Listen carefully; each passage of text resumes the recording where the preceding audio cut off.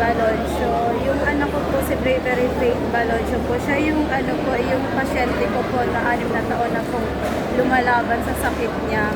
Ngayon po nakatira po kami din sa asilo, sa bahay ampunan po kasi nagpapagamot po kasi siya dyan sa PJH. Dahil po marami po siyang sakit na iniinda. Yung pinaglalaban ko lang po yung mag-survive lang po siya. Tapos kaya po kami nandito po sa Maynila. Niluwas ko po siya kasi 6 na taon na po siya may sakit po. Nagsimula lang po kasi yun yung nagkalagnat po siya ng mataas. Hanggang hindi na po siya nakapakita, nakakapagsalita, nakakakain, tapos nakakagalaw. Tapos lagi po siyang nahirapan ng mga. Lagi nga po kami nasa PGHA. Kailangan ko po ng oxygen. Tapos matagal na po siyang nagpapakateter. Kailangan po siyang mapilihan yung nilalagay po na talagang panglagay po talaga sa tiyan.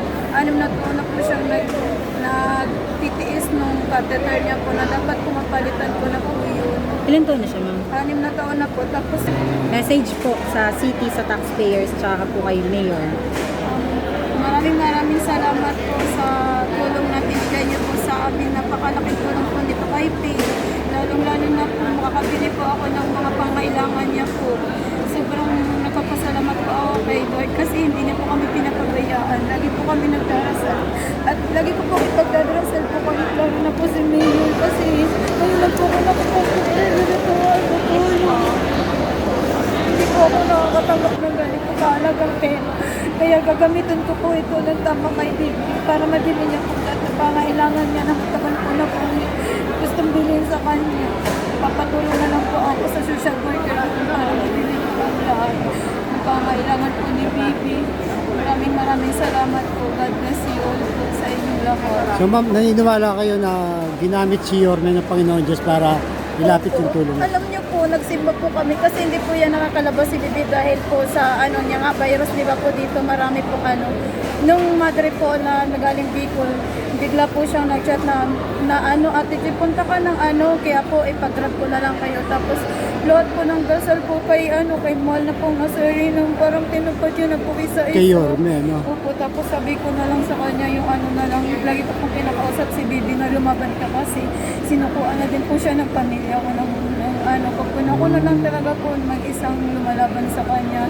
Dahil hindi po ko nawawala ng pag-asa na gagaling pa rin si Bibi. Kahit doktor po nagsasabi na huwag ka mag-expect kasi may taon lang siya na mawawala na sa akin. Pero hindi po ako nawawala ng Lakas pag-asa. pananampalataya. Kaya po gagaling po si Baby kasi marami po sa kanya yung tumutulong din at nagdadasal.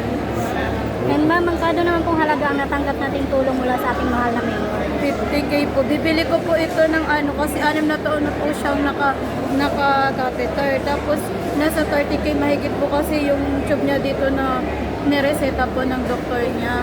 Bibilin ko po yun. Tapos bibili po ako ng oxygen niya. Tapos yung nebulizer po.